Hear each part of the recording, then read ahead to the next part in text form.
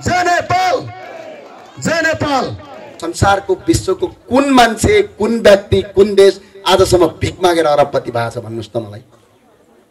संसारमा कोही पनि भिख मागेर अरबपति भएको छैन भने नेपाली कांग्रेस भिख मागेर कसरी यो देश बनाउँछ, यसको जवाब चाहियो हामीलाई। तपाई माग्नुस् भिख, हामी केही भन्दैनौं। माग्नुस् न, घर बाबुबाजेको सम्पत्तिमा भिख माग्नुस्, तर यो देश सिर्फ कांग्रेसको होइन। यो देश कांग्रेसको जम्मा भोट 36 लाख हो। यो देशका जनता 3 करोड छन्। यो कुरा हेक्का रहोस्। ए आयो थियो एउटा ज्ञानेन्द्र खोक्दै थियो, राजावादी भनिदिन्छन्। किन थाहा छ, हामी राजाको समर्थन गर्ने राजावादी हौं भने देश बेच्ने, हत्या र हिंसाको समर्थन गर्ने आतंककारी र देशद्रोही हुन् भन्छौं हामी। यो कुरा हामी समर्थनका साथ भन्छौं। यदि हिम्मत र दम छ भने कांग्रेसको कुनै पनि जनप्रतिनिधिलाई, कुनै पनि तपाईको कांग्रेसको नेतालाई जनताबाट प्रत्यक्ष निर्वाचित प्रधानमन्त्रीमा आऊ, हामी तिमीलाई जहाँ भेटायो त्यहीबाट चुनाव हराउन सक्ने क्षमता राख्छौं। आऊ सडकमा। 2-4 जना कार्यकर्ता खरिद गर्ने, सदनमा जाने, सांसद किन्ने, अदालतमा पैसा खुवाएर न्यायाधीश किन्ने, अनि त्यो न्यायाधीश किनेर अनि टीका लगाएर प्रधानमन्त्री बन्ने नि मेरो सरकार भन्ने, के पनि सरकार हो? दुनियाँमा, विश्वमा कम्युनिस्ट कहिल्यै पनि राष्ट्रवादी हुँदैन। दुनियाँमा कहीँ पनि छैन। नेपालमा कसरी राष्ट्रवादी हुन सक्छ? विश्वका कुनै पनि देशमा कम्युनिस्ट राष्ट्रवादी छैन। ए बाबा, जनले सिद्धान्तै विदेशी मान्छ अनि ऊ राष्ट्रवादी हुन्छ, अनि त्यसलाई तपाईले राष्ट्रवादी भने फेरि आज यो देशमा, यो मुलुकमा पटक पटक भ्रष्टाचार गर्नेहरू सत्तामा पुगे, शक्तिमा पुगे, तिनीहरू आफै पुगे होइनन्। तपाईहरू हामी जस्ता मान्छेहरू बेकुफ बनेर तिनलाई भोट हालेर हामीले सिर्फ जाने ढुङ्गा हान्न, सडक खोल्न, कसैले ठेक्का हाल्नु हुँदैन। कार्यकर्ताहरू कमिसन माग्न गइहाल्छन्। केका लागि? दारू पार्टी गर्नका लागि र उनको नेता आयो भने अगाडि पछाडि दौडिनका लागि। यदि राष्ट्रिय प्रजातन्त्र पार्टीको कोही नेताले यदि त्यस्तो गर्छ भने त्यो थाहा मात्र पाऊँ, म सुशासन विभागका हैसियतले बरु म पार्टीमा नरहँला, त्यस्तालाई हामी कारबाही गरेरै छाड्छौं र यो देशमा नयाँ किसिमको विकास गर्न आवश्यक छ। छोटे राजा पाल्दा पाल्दै देश बर्बाद भयो। 7 खर्ब रुपैयाँ छोटे राजालाई हामीले खर्च गर्छौं। 7 खर्ब। त्यो 7 खर्ब रुपैयाँ स्वास्थ्य र शिक्षामा यदि खर्च गर्दै भने आज तपाईका छोराछोरी पैसा तिरेर बोर्डिङमा पढाउनु पर्दैन थियो। तपाईका श्रीमानहरू आफ्नो छोराको फी तिर्नका लागि कतार जानु पर्दैन थियो। यही देशको बजेटले तपाईका केटाकेटीको स्वास्थ्य र शिक्षा निशुल्क गर्न सकिन्थ्यो। अझै तपाईलाई पुग्दैन। अझ त पुगेन र यतिले पनि अझ टुक्रा टुक्रा बनाउने भन्दैछन् देशलाई। अस्ति एउटाले माग्दै थिए, यो त 7 वटा प्रदेश कम भयो रे, 11 वटा माग्ने रे। ए बाबा हो, एक घर एक सांसद बनाइहाल न, किन चाहियो? सबै मन्त्री बन। पहिला पहिला मन्त्री आउँदाखेरि के हुन्छ, ओहो मन्त्री आयो भन्थे। अहिले एकजना मन्त्री बाटोमा भेटेका थियौँ हामीले, हेर्दै हाँसा लाग्दा खेलका मन्त्री चटपटे किन्न गए हो कि मन्त्रालय गए हो। न भ्यालु न महत्व, सरकारको रकमको सिर्फ दुरुपयोग। त्यही भएर हामी सबैले एकपटक भन्न चाहन्छौँ, परदेशको खारेज गरौँ। यो परदेशको आवश्यकता छैन। नेपालका प्रत्येक जनताले नेपालको प्रधानमन्त्री चुन्ने या फाल्ने अधिकार लमजुङको सुन्दर बजारको एकजना पसलमा काम गरेको मजदुरको अधिकार हुन्छ।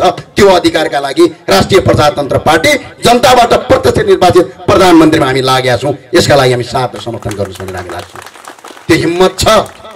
नेपाली कांग्रेसको यदि कोही कार्यकर्ताहरू, कोही नेताहरू तपाईको घरमा आउँछन् भने लाउडा काण्ड 2057 सालमा 2 अर्ब रुपैयाँ कुम्लाए, त्यो पैसा कहाँ छ माग्नुहोस् यिनीहरूलाई। धमिजा काण्ड 2050 मा यिनीहरूले 39 करोड 55 लाख रुपैयाँ कुम्लाए, त्यो पैसा कहाँ छ देऊ भन्नुहोस्। 44 वटा देशको संस्थान बेचेर 42 लाख भन्दा बढी युवालाई बेरोजगार बनाए, त्यो पैसा कहाँ छ? त्यसपछि त्यसलाई प्रजातान्त्रिक भन्नुहोस्। त्यसपछि चाइना साउथ वेस्ट काण्ड 2055 मा 22 करोड रुपैयाँ लगे, त्यो पैसा कहाँ छ? त्यहाँ माग्नुहोस्। सांसद किनबेच गरे 2053 सालमा 10 अर्ब रुपैयाँ यिनले खर्च गरे, त्यो पैसा कहाँ छ माग्नुहोस्। शाही आयोगले 37 करोड 71 लाख 79,769 रुपैयाँ शेरबहादुर देउवालाई भ्रष्टाचारी भनेर हातकडी लगाएर जेल हाल्यो, त्यो पैसा कहाँ छ? त्यो पैसा माग्न लगाउनुहोस्। त्यतिले मात्र पुगेन, एनसेलमा 62 अर्ब यिनले घोटाला गरे, त्यो पैसा कहाँ छ माग्नुहोस्। वाइडोडीमा 4 अर्ब 35 करोड गरे, त्यो पैसा कहाँ छ भन्नुहोस्। ललिता निवासमा अरबौं रुपैयाँ गरे, त्यो कहाँ छ भन्नुहोस्। 38 क्विन्टल सुन यिनीहरूले गायब गरे, त्यो कहाँ छ भन्नुहोस्। कोशी सम्झौता गरे, गण्डक सम्झौता गरे, टनकपुर सम्झौता गरे, हुँदा अहिले महाकाली सम्झौता गरे। 1962 मा 18 ठाउँमा भारतीय आर्मी राख्ने यदि कोही थियो भने त्यो नेपाली कांग्रेस थियो, अनि त्यसलाई तपाईँ राष्ट्रवादी पार्टी भन्नुहुन्छ। 3 वर्षमा यो सुन्दर बजारमा 1 अर्ब 21 करोड 69,61,000 रुपैयाँ बजेट आएको छ। अर्ब पहिला पहिला के भन्थे, राजाले 70 करोड खायो त्यही भएर राजा फाल्नुपर्छ भन्थे हैन। यी छोटे राजाहरू केन्द्रीय सरकारको आवश्यकता छ। यो बिच्चको सेतो आदि पालेर काम छैन, यसलाई खारेज गरौँ। 7 खर्ब रुपैयाँ बच्छ, त्यो पैसाले स्वास्थ्य र शिक्षामा खर्च गरौँ। हामी यसका लागि आह्वान गर्न चाहन्छौँ तपाईलाई।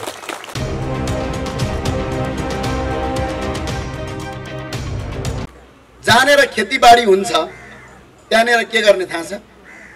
जानेर खेतीबाडी हुन्छ, त्यो खेतीबाडीलाई बन्द गरेर पक्की घर हालिहाल्ने। तपाईले पनि हाल्नु भएको छ डङ्की डङ। किनकि जानेर उत्पादन हुन्छ त्यहाँनेर खेती गर्ने, जानेर उत्पादन हुन्छ त्यहाँनेर घर बनाउने, जानेर उत्पादन हुँदैन त्यहाँनेर खेती गर्ने। अनि यसलाई के भन्ने? विश्वको खतरा इन्जिनियरिङ भन्ने। अनि यही हो इन्जिनियरिङ। पृथ्वीनारायण शाहले त्यतिकै भन्नुभयो, डाँडामा बस्तीबास होला, खेतमा र तपाईको उसमा जमिनमा तपाईको के गर, खेती गर भन्नुभएको थियो। आज 16 अर्बको तरकारी हामी खरिद गर्छौँ। तपाईँलाई अचम्म लाग्छ होला। तपाईँ सुन्दर बजार भन्नुहुन्छ, यहाँका होटललाई सोध्नुहोस्, तरकारी सब पक्कै भारतबाट आउँछ। यहाँ मात्र होइन, सगरमाथाको फेसतमा भारतसम्मबाट तरकारी आउने। प्याज यहाँ लगाउन छोडेर चाइनाको प्याज खाने। हामी त अहिले कस्ता बनेका छौँ भने परजीवी, टोटली परजीवी। किनभने काम गर्यो भने सानो हुन्छ अरे। घर सोध्नुहोस् न तपाईँको छोराछोरीलाई, म टाढा जाँदिनँ, कति पढाएको छस् बाबु भने म डिग्री गरेको छु भन्छ। होइन बाबु अलिकति खेता गरेर काम गरिदेऊ न अलिअलि। म पढाए मान्छेले काम गर्नु हुँदैन। यस्तो किसिमको शिक्षा यो देशमा दिमागमा युवालाई विष बनाइएको छ। हामी यसलाई आमूल परिवर्तन गर्न चाहन्छौँ, मुलुकलाई व्यापक रूपान्तरण गर्न चाहन्छौँ। यो रूपान्तरण गर्ने कुरा ममा मात्र सीमित होइन, यो तपाईँहरूमा सीमित हो। तपाईँले साथ समर्थन गर्नुभयो, सही हिसाबले अगाडि बढ्न दिनुभयो भनेपछि यो रूपान्तरण गर्न सकिन्छ। 10 वर्ष लाग्ला, 20 वर्ष लाग्ला, अरू 30 वर्ष लाग्ला, साँच्चै हाम्रो देश विश्वको सुन्दर देश बनाउन सकिन्छ। आज कति राम्रो देश। अहिले म यहाँ बोलिरहँदाखेरि न त मलाई एसी चाहिएको छ, न त मलाई फ्यान चाहिएको छ। तर यही कुरा भारतमा गएर यसरी बोल्ने हो भने दिउँसो अहिले 12, 2, 3 बजेको घाममा बोल्न पनि सकिँदैन, उभिएर कुरा गर्न सकिँदैन। त्यस्तो प्रकृतिले ठगेको ठाउँमा हाम्रा नेपाली भाँडा माझ्न र काम गर्न जानुपर्ने आज बाध्यता बनेको छ। पहिला आफैलाई आफै चिन्ने किसिमको नेपाल बनाउन सकिन्छ। यसका लागि तपाईँको साथ र समर्थनको आवश्यक छ। केही गर्नु पर्दैन। तपाईँले सही मान्छेलाई सही ठाउँमा चुन्नुहोस्, राम्रो मान्छेलाई चुनावमा भोट दिनुहोस्, नराम्रो मान्छेलाई पराजय गर्नुहोस्। तपाईँले ठुलो काम केही पनि गर्नु पर्दैन। आएको विकासका योजनाहरू कहाँ र कुन ठाउँमा छन् खबरदारी गर्नुहोस्। अहिलेका जनप्रतिनिधिलाई सोध्नुहोस्, यति पैसा आयो कहाँ ल्याऊ, कुन ठाउँ फाल्यौ, खुरुक्क मलाई देखाउनुहोस् भन्नुहोस्। त्यसपछि गएर भन्नुहोस् स्वास्थ्य निशुल्क चाहिन्छ भन्नुहोस्, शिक्षा निशुल्क चाहिन्छ भन्नुहोस्। निशुल्क छैन भने त्यो बजेट आएको त्यसबाट हामी कार्यान्वयन गर्छौँ भनेर कम्मर कस्नुहोस्। तपाईँको यो गाउँमा यहीँ रोजगारी सिर्जना हुन्छ। यहाँ बाटोभरि मैले देख्छु रुखहरू छन्। अझ सम्भवतः मैले यो प्रयोग गरेको यो काठ पनि नेपाली काठ होइन, यो काठ नेपाली होइन मेरो विचार। मलाई लाग्छ जहाँसम्म कस्तो देशमा हामी बनेका छौँ थाहा छ? यो देशलाई स्विजरल्यान्ड बनाउने भने, तर हामी के भन्छौँ? यो देशलाई नेपालै बनाउँछ, हामी स्विजरल्यान्ड बनाउँदैनौँ। हामीलाई आवश्यकता छैन। नेपाल नेपाल नै बनाउने हो, स्विजरल्यान्ड बनाउनु पर्ने कुनै आवश्यकता छैन। यो अमेरिका बनाउनु पर्दैन, नेपाललाई नेपालै बनाए पुग्छ। सम्झिनुहोस् त एकछिन, कस्तो किसिमको कानुन बनाएर हामीलाई परजीवी बनाए यिनीहरूले। नेपालको काठ प्रयोग गर्न नपाइने, काठ प्रयोग गर्यो कि प्रहरी आएर रेन्जर आएर जेल हालि नै हाल्ने। मलेसियाको काठ प्रयोग गर्न पाइने, भारतको फलाम प्रयोग गर्न पाइने। नेपालको काठ प्रयोग गर्नु भनेको मान्छे मारे बराबरको अपराध गरेर जेल हाल्ने। यो कसले बनायो? एनजिओ, आइएनजिओ र अमेरिकन दलालले यो देश विकास हुन्छ भनेर यो कानुन बनाउन लगाए। तपाईँकै पार्टीका दलालहरूले त्यो कानुन बनाएर आज हामीलाई गरिब बनाए। हामी के चाहन्छौँ? हामी के चाहन्छौँ? एउटा रुख काट्नुहोस्, 2टा रुख लगाउनुहोस्। रुख भन्ने कुरा फेरि लगाउन सकिन्छ। यदि यो देशमा हरेक नागरिकले तपाईँको रुख लगाउन पायो, हरेक नागरिकले 2टा रुख लगाएर एउटा रुख काटेर व्यापार गर्न पायो भने एकजना मान्छे पनि विदेश जानु पर्दैन। हाम्रो काठ भारत र चाइनामा बेच्दै यो देशलाई विश्वको सबभन्दा धनी देश बनाउन सकिन्छ। यहीतिर हामीले कहिले सोचेका छौँ? अर्को एउटा कुरा, हाम्रो देशमा दाजुहरू बस्नु भएको छ मञ्चमा, हेमजङ दाईहरू। अघि दाजुले भन्नुभयो हामी त जन्मजातै जन्म्यो भनेपछि हामी के खान्छौँ? ढ्याङ्ग्रो ठोक्दै के खाने दाजु? रक्सी खाने। जन्मिने बित्तिकै गुरुङको बिहेमा त चल्छ चल्छ। अब हेर्नुहोस् है कस्तो कानुन बनाएको छ नि यो देशमा। किनभने यहाँ सुन्नुहोस् एकछिन, हाँसो लाग्छ मलाई सम्झिँदाखेरि। स्विजरल्यान्ड, अमेरिका, बेलायत, स्कटल्यान्डका हुस्कीहरू बजारमा छ्यापछ्यापी पाइने, ब्रान्डका पाइने, तर नेपाली रक्सी बेच्यो भनेपछि प्रहरीले लट्ठी हान्ने, त्यो फोड्ने अनि त्यसलाई जेल हाल्ने। अनि नेपाली रक्सी बेच्यो भने त्यो अपराधी भएर जेलमा जानुपर्ने। अनि अमेरिकन र विदेशी ब्रान्डका रक्सी बेच्यो भने त्यो व्यापारी भएर टाई र सुट लगाएर पुरस्कार पाउने। जबसम्म विदेशी रक्सीको अन्त्य गरी नेपाली रक्सी उत्पादन गर्दैनौँ तबसम्म यो देश बन्दैन। यदि हामीले जित्यौँ एकपटक भनेपछि यो देशमा कानुन बनाउँछौँ, सख्त कानुन बनाउँछौँ। विदेशी रक्सीलाई ट्याक्स बाई ट्याक्स भन्छ, एन्टी डम्पिङ ट्याक्स ठोक्छौँ। 100 रुपियाँको रक्सीलाई 10,000 बनाउँछौँ। नेपाली मदिरालाई गुणस्तरीय र क्वालिटी बनाएर नेपालका जनतालाई रोजगारी सिर्जना गर्ने यो देश बनाउँछ। यो भन्दा धेरै भन्नुला नि फेरि, ओहो रक्सी बेच्ने पो कुरा गर्यो त भन्ला नि फेरि। यदि कि त रक्सी पुरै बन्द गर न, नेपालमा रक्सी नै खरिद बिक्री बन्द गर। यस्तो किसिमको कानुन बनाऊ। याद छ तपाईँलाई, म जुम्लाको मान्छे। जुम्लीहरू आउँछन् कहिलेकाहीँ जडीबुटी बेच्न, तपाईँले देख्नु भएको छ। जुम्ला नेपालको मात्र होइन, विश्वको एउटा मात्रै स्वर्गभूमि हो जहाँ हरेक किसिमको जडीबुटी पाइन्छ। खेतको काल्लामा घाँस हुँदैन कि जडीबुटी हुन्छ। मकै बारीमा तपाईँले गोडेर फाल्ने त्यो कयार यतातिर जडीबुटी हुन्छ, लाखमा बिक्री हुन्छ। यस्तो देश ठाउँ। त्यो ठाउँमा एउटा रन्या भन्ने जडीबुटी हुन्छ। हेर्नुहोस् हाम्रो गाउँघरतिर मकैबारीमा उम्रेर झार हुन्छ। त्यो त अहिले काठमाडौँतिर जडीबुटीमा जाने हो भने 75,000 रुपियाँ किलो बिक्री हुँदो रहेछ सुकेको। हामी त्यो ज्यादा भयो भनेर झार फलेर फाल्छौँ। बोजो हाम्रो खेतको आली र गल्ली गल्लीमा हुन्छ, हाम्रो खेतको आलीमा हुन्छ त्यो बोजो। बोजोले धान बन्न दिँदैन भनेर काटेर फाल्ने त्यो बोजो आज कति हजार रुपियाँ किलो छ। यस्तो सुन्दर देशमा म एउटा कुरा भन्छु, जडीबुटी बेच्न गयो भने पुलिस आएर पक्रेर 5 वर्ष जेल हाल्ने। हेर्नुहोस् है, चिनाइतो बेच्न दिँदैन, बोजो बेच्न दिँदैन, कुनै पनि जडीबुटी बेच्नै नदिने, नेपालका जडीबुटी बेच्न नदिने, जेल हाल्ने। भारतका औषधि ट्याब्लेट बेचेर अनि उसलाई व्यापारी बन्ने। अनि यो देशमा कानुन परिवर्तन नगर्दासम्म यो देश बन्दैन। हामी त्यही भएर के चाहन्छौँ भने आउने चुनावमा तपाईँले यदि हामीलाई भोट दिनुभयो भने नेपालका प्रत्येक नागरिकलाई जडीबुटी बेच्न पाउने कानुन निशुल्क गर्छौँ, बरु ट्याक्स लिन्छौँ, केही फरक पर्दैन। हरेक नागरिकले आफ्नो घरमा जडीबुटी लगाउँछ, बेच्छ र एउटा धनी बन्छ। त्यो किसिमको परिकल्पना गर्छौँ। भारतीय औषधिलाई ब्यान गर्छौँ, नेपाली औषधिको प्रयोग गर्न लगाउँछौँ। यो किसिमको कानुन बनायो भने मात्र देश बन्छ। भाषणले देश बन्दैन। कानुनका केही कुराहरू परिमार्जन गर्न आवश्यक छ। देख्नु भएको छ आजकल अलिअलि पैसा कमाउने भइहाल्यो भने गाउँघरतिर मार्बल हाल्छ। मार्बल ढुङ्गा हाम्रो गाउँघरतिर फाल्या ढुङ्गा भन्छन् होइन, यिनीहरू पैसा हालेर किनेर ल्याउँछन्। त्यो मार्बल हाल्दाखेरि सम्झिनुहोस् त, त्यो मार्बल कहाँको? राजस्थानको हुन्छ मार्बल। हाम्रो गाउँघरतिरका ढुङ्गा निकालेर यदि प्रयोग गर्न लाग्यो भनेपछि यहाँको सिडिओ, यहाँको एसपी, यहाँको एलडिओ, यहाँको बेमडिओ, यहाँको नगर प्रमुख साराका सारा त्यो त्यसका पछाडि लागेर ओहो तस्कर आयो भन्छन् ढुङ्गाको कारोबार गर्नेलाई। तर राजस्थानबाट ल्याएर बेच्ने एउटा मारवाडीलाई, एउटा भारतीयलाई व्यापारी भन्दै पुरस्कार दिन्छन्। त्यो मारवाडीको तपाईँको के गर्छन्? त्यो मारवाडीको तपाईँको टाइल्सहरू, चिप्सहरू, त्यसपछि गएर त मार्बल ल्याएर भारतीय मारवाडी राजस्थानको मार्बल हाल्ने, नेपाली ढुङ्गा बेच्नेलाई कानुन लगाएर जेल हाल्ने किसिमको कानुन जबसम्म यो देशमा छ तबसम्म यो देश जो सत्तामा आए पनि 1 इन्च पनि देश विकास हुँदैन। यसलाई परिमार्जन गर्न आवश्यक छ, यसलाई परिवर्तन गर्नुपर्छ। हामी परिवर्तन गरौँ न। लमजुङमा ढुङ्गाहरू यति छ, यी ढुङ्गालाई प्रयोग गरौँ त। देख्नु भएको छ चिप्सहरू बिक्री गर्छन्, चिप्स टाइल्सहरू हुन्छ नि, टाइल्सहरू टलक्क टल्किने, चाइनाबाट आउने। नेपालको ढुङ्गाहरू काटेर बेच्यो भने अपराधी हुने, चाइनाको टाइल्स ल्याएर बेच्यो भने त्यो चाहिँ धनी हुने, त्यो चाहिँ व्यापारी हुने। यस्तो किसिमको परम्पराले आज यो देश गरिब बनायो। हामी अहिले देख्नु भएको छ नेपालमा बनेको दुध र दही नखाने, अनि विदेशबाट आएको तपाईँहरू पेप्सी कोला खाने, अनि देश बन्छ। यो देश बनाउनका लागि, यो मुलुक बनाउनका लागि नेपालवादको आवश्यक छ, नेपाली भूमिको आवश्यकता छ, यो देशमा व्यापक परिमार्जनको आवश्यकता छ। हेर्नुहोस्, भाषणले देश बन्ने होइन, तर हामीले यो मुलुकलाई सुहाउँदो किसिमको व्यवस्थाको आवश्यकता छ। तपाईँ कतिजना जानुभएको छ कर्णाली चिसापानी? कोही जानुभएको छ? हात उठाउनुहोस् त। कर्णालीको पुल छ नि हाम्रो लामो चिसापानी, त्यो चिसापानीको पुलमा जाँदाखेरि माछा बेच्न आउँछन्। याद छ तपाईँलाई? गाडीमा ठक्क माछा बेच्छन्, माछा खाइन्छ, के भन्छन्? चिसापानीको माछा आयो हजुर, चिसापानीको माछा आयो, चिसापानीको माछा आयो भन्छन्। गाडीभित्र आउँछन्, बेच्छन्, हामी खान्छौँ। तर त्यो माछा चिसापानीको हुँदैन, त्यो माछा भारतको हुन्छ, भारतको इन्डियाबाट आउँछ। तर त्यही चिसापानीको पुलको नदीमा अगाडि लाखौं लाख माछाहरू खेर गइरहेका छन्।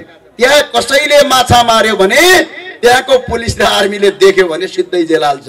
अनि खोलाको घरको आँगनमा माछा खेर जाने, अनि माछा किन्नलाई भारतमा पैसा पठाएर भारतबाट माछा ल्याउनु पर्ने।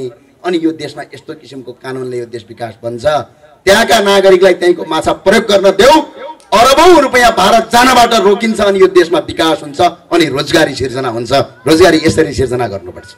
सामान्य छ रोजगारी सिर्जना गर्नलाई, ठुलो केही काम गर्नु पर्दैन। यहीँको काठलाई प्रयोग गरेर यहाँ बेच्ने एउटा कानुन बनाउनुहोस्। यहाँको स्थानीय नगरपालिकाले नीति र नियम प्रयोग गरेर यहाँका काठका रुखहरूमा जहाँ जहाँ खाली खाली ठाउँ छन् त्यहाँ त्यहाँ रुख लगाउन दिएर एउटा रुख काटेर बेच्न दिनुहोस् त, 10 लाख रुपियाँ यहीँ कमाउँछ। यहाँको जडीबुटीलाई बेच्न दिनुहोस्, पैसा यहीँ कमाउँछ। ढुङ्गालाई तपाईँको राम्रोसँग फिनिसिङ गर्न लगाउनुहोस्, पैसा यहीँ छ। अनि विदेश जान पर्छ? यो देशमा रोजगारी यहीँ सिर्जना गर्न सकिन्छ। हामीलाई के सिकायो थाहा छ? तपाईँ त लमजुङको मान्छे, पृथ्वीनारायण शाह सामन्ती हो भनेर सिकाए, मार्क्स क्रान्तिकारी हो भनेर सिकाए।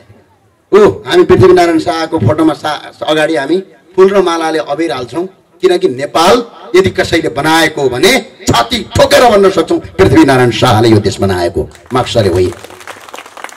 अनि पृथ्वीनारायण शाहको फोटोमा थुक्ने, अनि विदेशी मार्क्सको फोटोमा फुलमाला र अबिर हाल्ने, फेरि अझ के भन्ने? आफैलाई राष्ट्रवादी भन्ने। दुनियाँमा विश्वमा कम्युनिस्ट कहिल्यै पनि राष्ट्रवादी हुँदैन, दुनियाँमा कहीँ पनि छैन। नेपालमा कसरी राष्ट्रवादी हुन सक्छ? विश्वका कुनै पनि देशमा कम्युनिस्ट राष्ट्रवादी छैन। ए बाबा, जसले सिद्धान्तै विदेशी मान्छ अनि ऊ राष्ट्रवादी हुन्छ, अनि त्यसलाई तपाईँले राष्ट्रवादी भनेर फेरि भोट हालिदिनु पर्यो। संसारमा कहाँ छ? हेर्नुहोस् त कस्तो अचम्मको देश छ यो। एकैछिन विचार गर्नु। फेरि एकजना हाम्रो कर्णालीको कालीकोटको एउटा पुल काटे माओवादीका साथीहरूले पुल काटे। ओहो, तपाईँले पुल किन काट्नुभयो भनेर सोधेछन् त्यहीँको गाउँको एकजना दाजुले। होइन, सामन्ती सत्ताले देश विकास गरेन, त्यही भएर हामीले पुल काटेको भनेछन् क्या। हेर्नुहोस् है, पुल काटेर देश विकास हुँदैन, त्यो विनाश हुन्छ भन्ने कुरा पनि सिकाएनन्। आज यो देशमा, यो मुलुकमा पटक पटक भ्रष्टाचार गर्नेहरू सत्तामा पुगे, शक्तिमा पुगे, तिनीहरू आफै पुगे होइनन्। तपाईहरू हामी जस्ता मान्छेहरू बेकुफ बनेर तिनलाई भोट हालेर के अरे एमसीसी भरम र यथार्थ भन्दै आछन्। अहिले घरमा अब आइहाल्छन् भोलि। नेपाली कांग्रेसका साथीहरू तपाईँ भोट माग्न आयो भने मलाई केही आपत्ति छैन। तपाईँ यी चारवटा कुरा सोध्दिनु। नेपाली कांग्रेसको यदि कोही कार्यकर्ताहरू, कोही नेताहरू तपाईँको घरमा आउँछन् भने लाउडा काण्ड 2057 सालमा 2 अर्ब रुपियाँ कुम्लाए, त्यो पैसा कहाँ छ माग्नुहोस् यिनीहरूलाई। धमिजा काण्ड 2050 मा यिनीहरूले 39 करोड 55 लाख रुपियाँ कुम्लाए, त्यो पैसा कहाँ छ देऊ भन्नुहोस्। 44 वटा देशको संस्थान बेचेर 42 लाख भन्दा बढी युवालाई बेरोजगार बनाए, त्यो पैसा कहाँ छ? त्यसपछि त्यसलाई प्रजातान्त्रिक भन्नुहोस्। त्यसपछि चाइना साउथ वेस्ट काण्ड 2055 मा 22 करोड रुपियाँ लगे, त्यो पैसा कहाँ छ त्यहाँ माग्नुहोस्। सांसद किनबेच गरे 2053 सालमा 10 अर्ब रुपियाँ यिनले खर्च गरे, त्यो पैसा कहाँ छ माग्नुहोस्। शाही आयोगले 37 करोड 71 लाख 79,769 रुपियाँ शेरबहादुर देउवालाई भ्रष्टाचारी भनेर हातकडी लगाएर जेल हाल्यो, त्यो पैसा कहाँ छ? त्यो पैसा माग्न लगाउनुहोस्। त्यतिले मात्र पुगेन, एनसेलमा 62 अर्ब यिनले घोटाला गरे, त्यो पैसा कहाँ छ माग्नुहोस्। वाइडोडीमा 4 अर्ब 35 करोड गरे, त्यो पैसा कहाँ छ भन्नुहोस्। ललिता निवासमा अरबौं रुपियाँ गरे, त्यो कहाँ छ भन्नुहोस्। 38 क्विन्टल सुन यिनीहरूले गायब गरे, त्यो कहाँ छ भन्नुहोस्। कोशी सम्झौता गरे, गण्डक सम्झौता गरे, टनकपुर सम्झौता गरे, हुँदा हुँदा अहिले महाकाली सम्झौता गरे। 1962 मा 18 ठाउँमा भारतीय आर्मी राख्ने यदि कोही थियो भने त्यो नेपाली कांग्रेस थियो, अनि त्यसलाई तपाईँ राष्ट्रवादी पार्टी भन्नुहुन्छ। सोध्नुहोस् यिनीहरूलाई। अहिले त एमसीसी आएको छ, एमसीसी मा के भन्ने रे थाहा छ कार्यकर्तालाई तपाईहरुलाई? एमसीसी का भरम र यथार्थ भन्ने रे, भरम र यथार्थ घर घरमा आउने रे। मेरो अनुरोध र आग्रह छ तपाईँ सबै कांग्रेसका साथीहरूले, अहिले यहाँ सबै रापरमा होइन, मलाई थाहा छ, बुझ्नुभयो? त्यो थाहा छ मलाई। एकपटक सोधिदिनुस् तपाईहरु, एमसीसी को 6.8 बुदामा के कुरा लेखेको छ हामीलाई पढाएर सुनाइदिनुस् भन्नुस्। हामी सुनाउँछौं। 6.8 बुदामा कुनै पनि अमेरिकन नागरिकले, अमेरिकाको कुनै पनि एमसीसी मा कार्यरत कर्मचारी भूतपूर्व कर्मचारी वा अमेरिकाको सरकारको कर्मचारी वा भूतपूर्व कर्मचारीले नेपालको कुनै पनि भूभागभित्र हत्या हिंसा र बलात्कार जस्ता र मृत्यु गरेमा पनि नेपालको कानुन लाग्दैन भनेर लेखेको छ। यसलाई यदि राष्ट्रघात देख्दैनौ भने तपाईका आँखामा चस्मा लागेको छ। यो कुरा सोध्नुस् यिनीहरूलाई, प्रत्येक कांग्रेसी जनलाई सोध्नुस्, प्रत्येक कांग्रेसका युवा नेतालाई सोध्नुस्। बीपी को सिद्धान्त मान्छौ भन्थे हैन यिनीहरूले। बीपीले तीनवटा कुरा भनेका थिए। राज संस्था यो देशमा कसैले यदि राज संस्था फाल्न आयो भने मेरो घाँटी माथि, राजाको घाँटी तल भने कांग्रेसले राज संस्था फाल्यो अनि बीपी को सिद्धान्त मान्ने कि आफ्ना पार्टी कार्यालयबाट बीपी को फोटो हटाउने। यसका लागि म सबै कांग्रेसलाई हार्दिक अनुरोध गर्न चाहन्छु। यो मुलुकलाई पटक पटक धराशायी बनाए। के गरे थाहा छ? कोभिड आएको थियो, याद छ? तपाईको लमजुङमा पनि हाम्रो अक्सिजन मेसिन आएछ। तपाईका महान नेताहरू के गर्दै थिए? आउनुहुन्छ नि, ओ दाई जय नेपाल भन्नुहुन्छ, बुझ्नुभयो? गइहाल्नुहुन्छ गाडी लगेर कटटङ, एक गाउँबाट जालान् 15 20 25 40 जनाहरू जान्छन्। किनकि कहिल्यै पनि दासहरू दास नै हुन्छन्। यो मैले भने होइन, कांग्रेसका नेता बीपी कोइरालाले भने। के भन्नुभयो थाहा छ?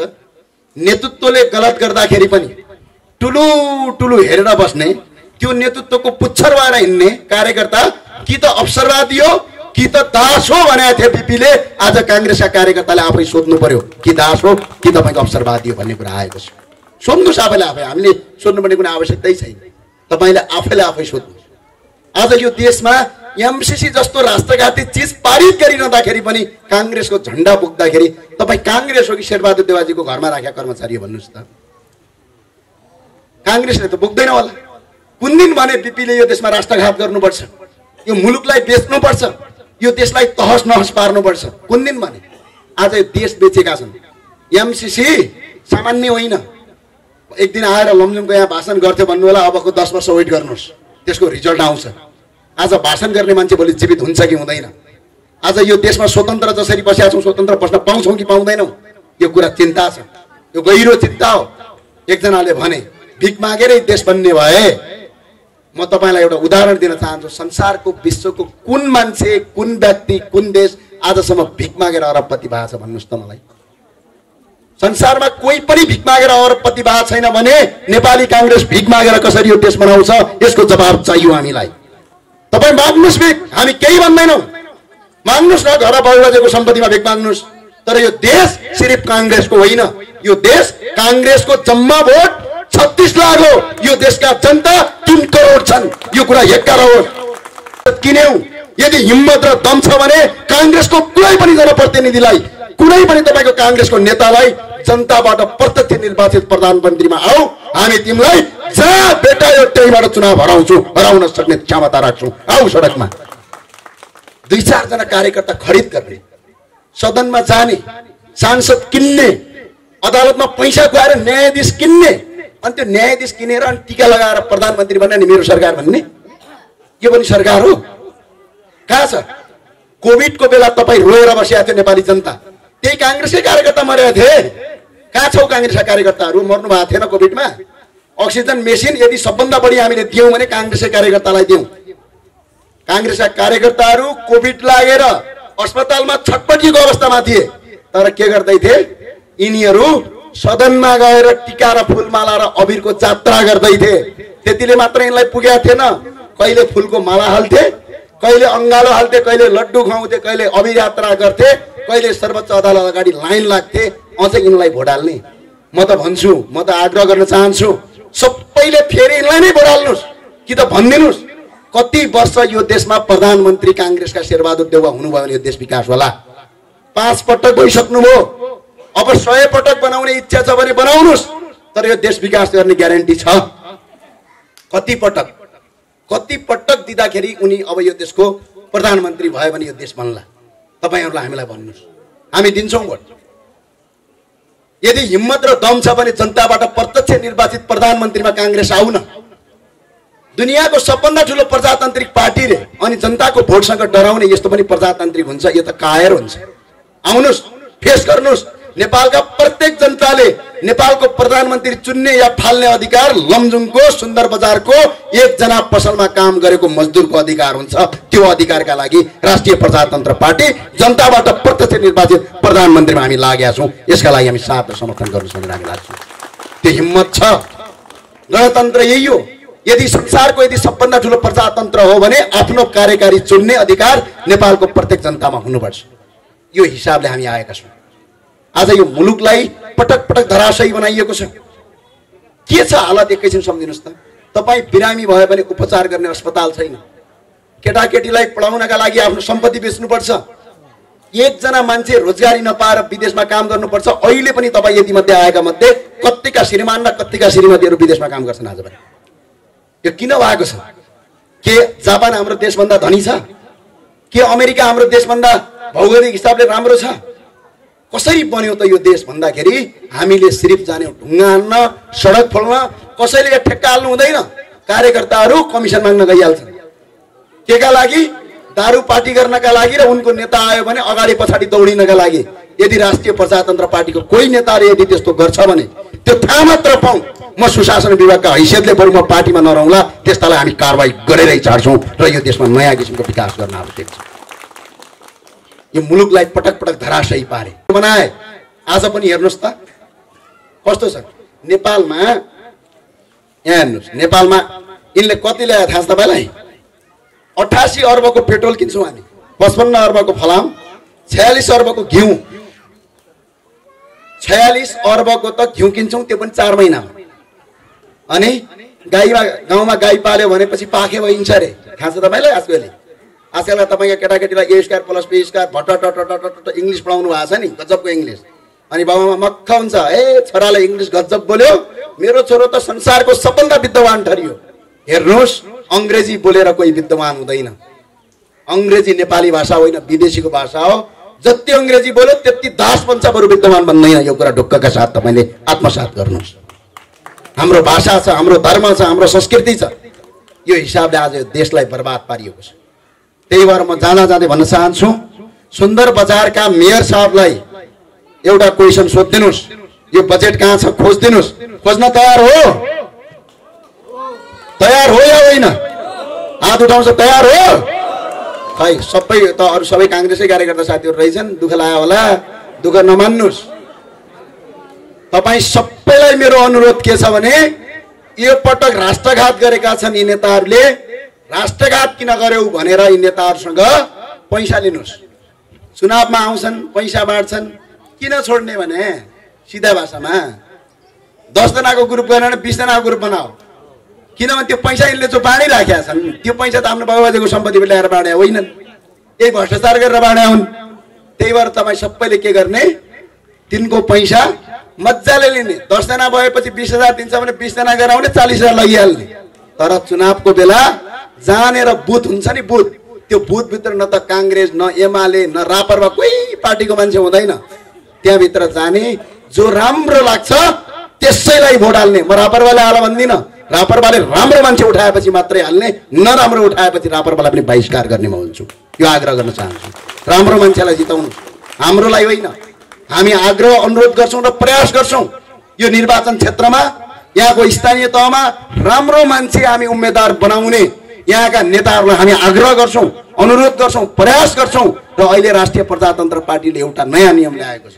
के नियम ल्यायो? स्वतन्त्र नागरिक यदि चुनाव लड्न चाहन्छ, समाज सेवा गर्न चाहन्छ, भ्रष्टाचार गर्न चाहन्न भनेपछि त्यो मान्छे आउने। राष्ट्रिय प्रजातन्त्र पार्टीले स्थानीय तहको टिकटसम्म दिने र चुनावका लागि पार्टी खडा हुने भनेर निर्वाचन आचार संहिता 2078 लागू गरेको छ। यो सबैलाई मैले खुला रूपमा तपाईँलाई भने। यो किन हामीले गर्यौँ भने पार्टीभित्र यदि राम्रो उम्मेदवार पाइएन भने पार्टीको कार्यकर्ता हुँदैमा उम्मेदवार बन्ने होइन, त्यसको क्यापासिटी र क्षमताले उम्मेदवार बन्ने हो। यो मुलुकको हितमा काम गर्ने मान्छे उम्मेदवार बन्ने हो। मैले अघि नै भने नि, पार्टीको टिका लाउँदैमा साधु चोर बन्दैन, चोर साधु बन्दैन। त्यो भए हुनाले हामीले यसलाई व्यापक परिमार्जन गर्यौँ। यो राष्ट्रवादी शक्तिलाई यो देशको सबभन्दा ठुलो शक्ति बनाउनु पर्छ। म अहिले देखिरहेको छु, यो पछाडि राष्ट्रिय झन्डा छ, त्यहाँ माथि राष्ट्रिय झन्डा छ। यो राष्ट्रिय झन्डा कि त राष्ट्रिय प्रजातन्त्रको पार्टीको कार्यक्रममा देखिन्छ कि त अन्य केही कार्यक्रममा। कुनै पनि पार्टीका कार्यकर्ताले राष्ट्रिय झण्डा बोक्नै मान्दैनन्। हामी राष्ट्रिय झण्डा बोकेर आउँछौँ, हामी राष्ट्रवादी हौँ भन्ने कुरा यहाँबाट पनि परिचय हुन्छ तपाईँ सबैलाई। हामीले राष्ट्रिय झण्डा बोक्न हिन्द मान्छन्, राष्ट्रिय झण्डा बोक्दाखेरि लाज मान्छन्। यो किसिमको अवस्था छ। त्यही भएर म अनुरोध गर्न चाहन्छु, आग्रह गर्न चाहन्छु तपाईँ सबैलाई। एउटा युवा साथीहरूले भन्ने गर्नुहुन्छ पटक पटक, हामी त अहिले पनि युवाहरू त्यति देख्दिनँ म यो आमसभामा। किन थाहा छ, कि त पब्जी खेल्दैछन्, कि त टिकटक बनाउँदैछन्, कि त राजनीतिमा मलाई बाल मतलब छैन भनेर घर बसेका छन्। ती युवा साथीहरूलाई मेरो प्रश्न हो, राजनीतिमा तपाईँ तटस्थ बस्नु भनेको, तपाईले चुनावमा भोट नहाल्नु भनेको एउटा अयोग्य, एउटा बेइमानी मान्छेलाई चुनावमा जिताउनु पनि हो। यो कुरा बुझ्नु होला। यो भनेको आफ्नो खुट्टामा आफै बन्सरो हान्नु हो। त्यही भएर सबैलाई अनुरोध गर्छु, यो आउने चुनावलाई तपाईँ सबैले, सबैका साथ तपाईँलाई म आग्रह के गर्न चाहन्छु भने यो आउने चुनाव, यो चुनाव कतिका लागि के होला भने सत्ता पर चढ्ने सिडी होला, कतिका लागि शक्ति आर्जन गर्ने एउटा थलो बनेको होला। तर तपाईँ हामी जस्ता नवजवान युवाका लागि सिङ्गो भविष्य बनाउने एउटा मूल ढोका हो। यसलाई दुरुपयोग नगरिदिन हुन म तपाईँ सबैलाई हार्दिक अपील गर्न चाहन्छु। अब सुन्दर नगरपालिकामा बजेट, अब यहाँ त धेरै भएपछि 3-4 करोड आउँछ होला, बिचरा पैसा पुग्दैन होला, त्यही भएर यो बसपारको अलपत्र पारे होलान् भन्ने मलाई लाग्यो। अब फेरि यो आयो भने के भन्छन्, यो मेरो जिम्मामा पर्दैन हजुर, यो त सङ्घीय सरकारको जिम्मामा भने पन्छिन्छन्। फेरि त्यो सङ्घीय सरकारमा जाने होइन हजुर, प्रदेश सरकार कहाँ भन्छन्, प्रदेश सरकार होइन हजुर, यो त स्थानीय सरकार कहाँ। छोटे राजा पाल्दा पाल्दै देश बर्बाद भयो। 7 खर्ब रुपैयाँ छोटे राजालाई हामीले खर्च गर्छौँ, 7 खर्ब। त्यो 7 खर्ब रुपैयाँ स्वास्थ्य र शिक्षामा यदि खर्च गरिदियो भने आज तपाईँका छोराछोरी पैसा तिरेर बोर्डिङमा पढाउनु पर्दैन थियो, तपाईँका श्रीमानहरू आफ्नो छोराको फी तिर्नका लागि कतार जानु पर्दैन थियो। यही देशको बजेटले तपाईँका केटाकेटीको स्वास्थ्य र शिक्षा निःशुल्क गर्न सकिन्थ्यो। अझै तपाईँलाई पुग्दैन, अझ त पुगेन र यतिले पनि अझ टुक्रा टुक्रा बनाउने भन्दैछन् देशलाई। अस्ति एउटाले माग्दै थिए, यो त 7वटा प्रदेश कम भयो रे, 11वटा माग्ने रे। ए बाबा हो, एक घर एक सांसद बनाइहाल न, किन चाहियो सबै मन्त्री बन। पहिला पहिला मन्त्री आउँदाखेरि के हुन्छ, ओहो मन्त्री आयो भन्थे। अहिले एकजना मन्त्री बाटोमा भेटेका थियौँ हामीले, हेर्दै हाँसा लाग्दा खेल्का मन्त्री चटपटे किन्न गएको हो कि मन्त्रालय गएको हो। न भ्यालु न महत्त्व, सरकारको रकमको सिर्फ दुरुपयोग। त्यही भएर हामी सबैले एकपटक भन्न चाहन्छौँ, प्रदेशको खारेज गरौँ। यो प्रदेशको आवश्यकता छैन, स्थानीय तहको आवश्यकता छ, केन्द्रीय सरकारको आवश्यकता छ। यो बिच्चको सेतो आदि पालेर काम छैन, यसलाई खारेज गरौँ। 7 खर्ब रुपैयाँ बच्छ, त्यो पैसाले स्वास्थ्य र शिक्षामा खर्च गरौँ। हामी यसका लागि आह्वान गर्न चाहन्छौँ तपाईँलाई। हामीले त्यत्तिकै भनेका होइन। सुन्दर नगरमा बजेट कति होला 3 वर्षको? 3 वर्षमा यो सुन्दर बजारमा 1 अर्ब 21 करोड 69,61,000 रुपैयाँ बजेट आएको छ। अर्ब पहिला पहिला के भन्थे, राजाले 70 करोड खायो त्यही भएर राजा फाल्नुपर्छ भन्थे होइन यी छोटे राजाहरू। एउटा नगरपालिकामा 3 वर्षमा 1 अर्ब पैसा आएको छ। 1 अर्ब 21 करोड 69,61,000 पैसा आएको छ 3 वर्षमा।